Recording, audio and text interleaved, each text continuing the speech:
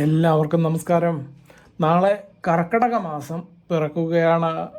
ഈ കർക്കിടക മാസത്തിൻ്റെ ആ ഒരു പ്രത്യേകത മറ്റ് 11 മാസങ്ങളെ അപേക്ഷിച്ച് നോക്കുകയാണെങ്കിൽ അത് കർക്കിടക മാസത്തിന് മാത്രമായിട്ടുള്ള ആ ഒരു പ്രത്യേകതയാണ്.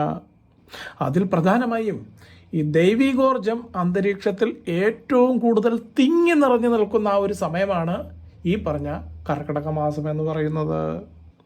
എന്നാൽ ഈ ദൈവികോർജം ഇത് സ്വായത്തമാക്കാൻ നമ്മളിൽ എത്ര പേർക്ക് കഴിയുന്നുണ്ട്?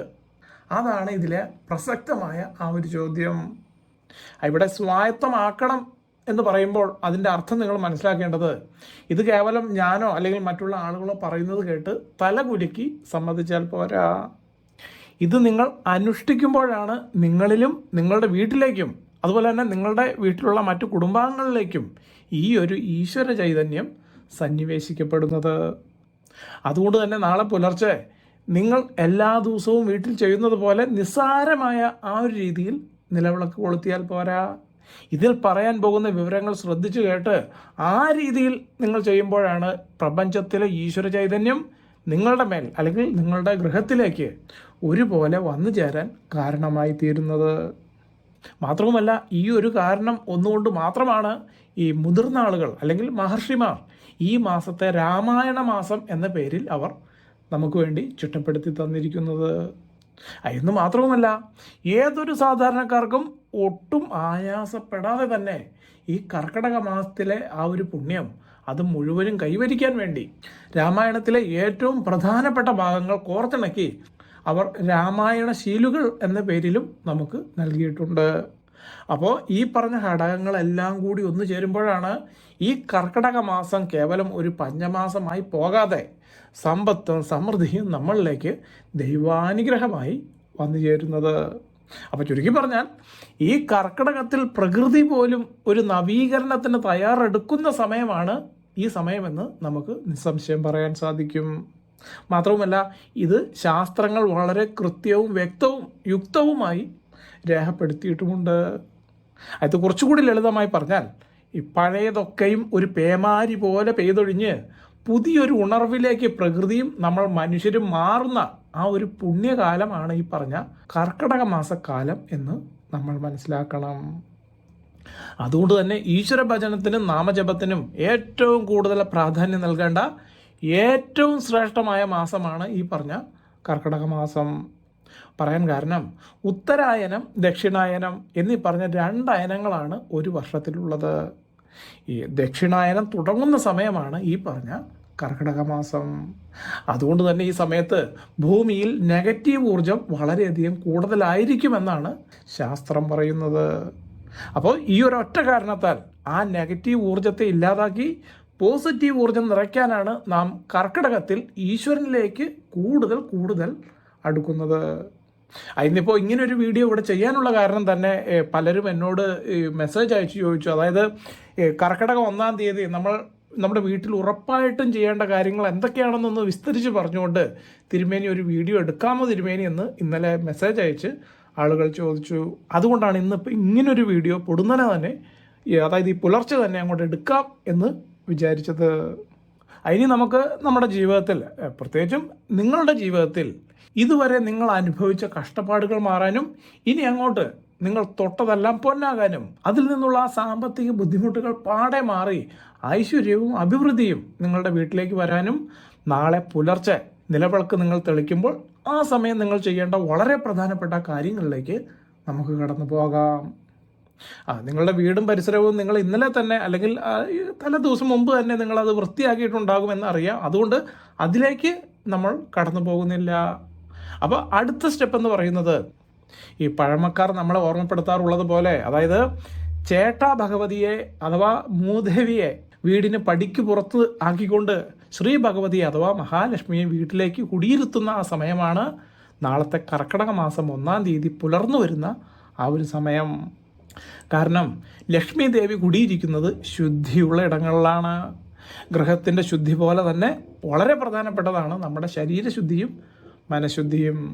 അതിനാൽ നാളെ രാവിലെ അതായത് ബ്രഹ്മമുഹൂർത്തത്തിൽ തന്നെ എഴുന്നേൽക്കാൻ നിങ്ങൾ പ്രത്യേകം ശ്രദ്ധിച്ചിരിക്കണം.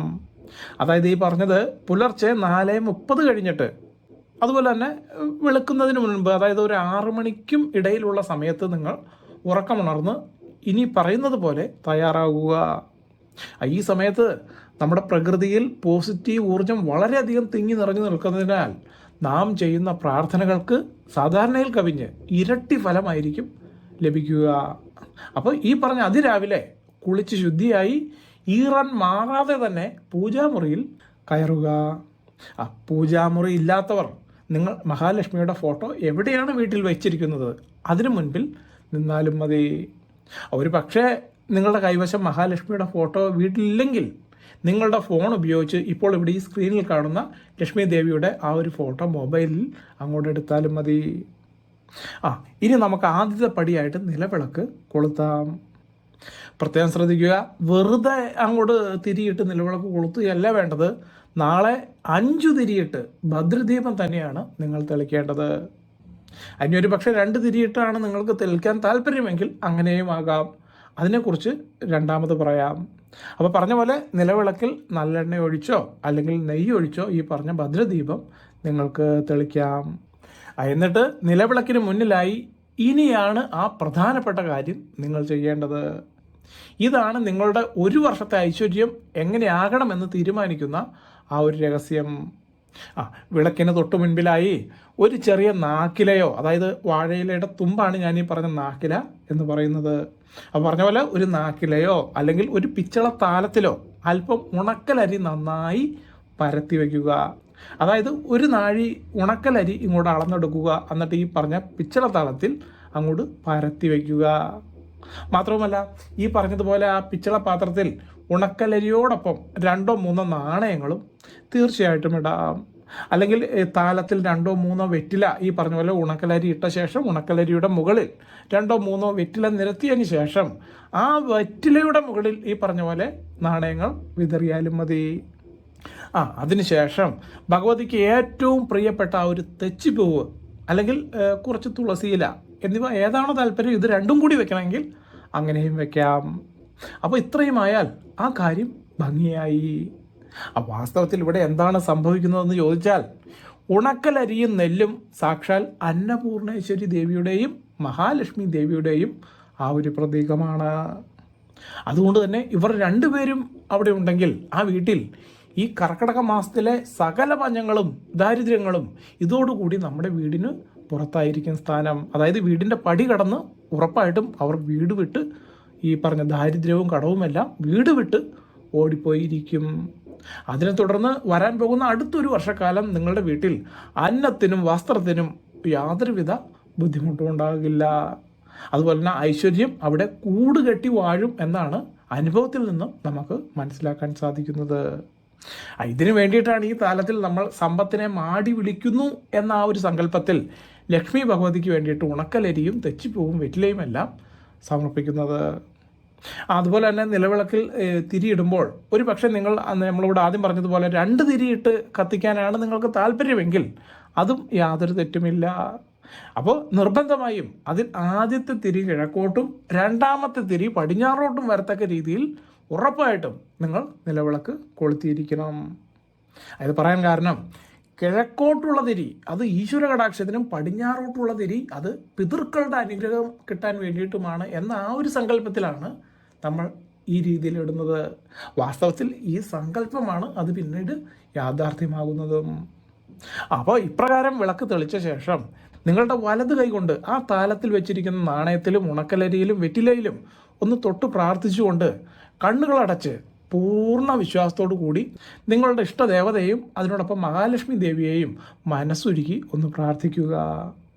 എങ്ങനെ പ്രാർത്ഥിക്കണമെന്ന് ചോദിച്ചാൽ, എൻ്റെ പൊന്നു ഭഗവതി, എൻ്റെ കുടുംബത്തിൽ ഐശ്വര്യവും സമാധാനവും നിറഞ്ഞു നിൽക്കണം. ഈ കർക്കിടക മാസം മുതൽ അങ്ങോട്ട് എൻ്റെ വീട്ടിൽ യാതൊരുവിധ ദാരിദ്ര്യവും രോഗദുരിതങ്ങളും ഒന്നും ഉണ്ടാകുകയും അരുത്. ഞാൻ ചെയ്യുന്ന തൊഴിലിൽ എനിക്ക് തീർച്ചയായിട്ടും ഉയർച്ച ഉണ്ടാകണം. ഇങ്ങനെ നിങ്ങളുടെ ആവശ്യങ്ങൾ എന്തൊക്കെയാണോ അതെല്ലാം പറഞ്ഞുകൊണ്ട് ആത്മാർത്ഥമായി മനസ്സുരുകി ഒന്ന് ഭഗവതിയോട് പ്രാർത്ഥിക്കുക. പ്രത്യേകം ശ്രദ്ധിക്കുക, ഈ ഒരു കർമ്മം അങ്ങേയറ്റം ഭക്തിയോടുകൂടി ആരാണോ ചെയ്യുന്നത് അങ്ങനെ ചെയ്താൽ നിങ്ങൾക്ക് തീർച്ചയായും നിങ്ങളുടെ ജീവിതത്തിൽ വലിയ മാറ്റങ്ങൾ അനുഭവിച്ചറിയാൻ ഉറപ്പായിട്ടും സാധിക്കും. കാരണം വരും ദിവസങ്ങളിൽ നിങ്ങൾ അപ്രതീക്ഷിതമായി സംഭവിക്കുന്ന ആ കാര്യങ്ങൾ കണ്ട് ഞെട്ടിത്തരിച്ചു പോകും. അതിനാൽ ഈ കർക്കിടകം മുതൽ നിങ്ങൾ തൊട്ടതെല്ലാം പൊന്നാകും എന്ന കാര്യത്തിൽ യാതൊരു സംശയവുമില്ല. ഇനി നമ്മുടെ പൂജാ കാര്യങ്ങളിലേക്ക് വന്നാൽ, ഈ കർക്കിടക മാസം 15-ാം തീയതി നമ്മൾ മൃത്യുഞ്ജയ ഹോമം ചെയ്യുന്നുണ്ട്. അതിലേക്ക് ഇതുവരെ പേരും ജന്മനക്ഷത്രവും തരാത്ത ആളുകൾ ഈ കൂട്ടത്തിലുണ്ടെങ്കിൽ, നിങ്ങളുടെയും നിങ്ങളുടെ കുടുംബത്തിലുള്ളവരുടെയും പേരും ജന്മനക്ഷത്രവും ഈ മൃത്യുഞ്ജയ ഹോമത്തിലേക്ക് എന്ന് പ്രത്യേകം രേഖപ്പെടുത്തിക്കൊണ്ട് താഴെ കമൻറ്റ് ബോക്സിൽ തരാൻ മറക്കരുത്. അപ്പോൾ ഇത്രയും വിവരങ്ങളാണ് ഇതിൽ പറയാൻ ആഗ്രഹിച്ചത്. എല്ലാവർക്കും നല്ലൊരു ദിവസം ആശംസിച്ചുകൊണ്ട് നിർത്തുന്നു. നന്ദി, നമസ്കാരം.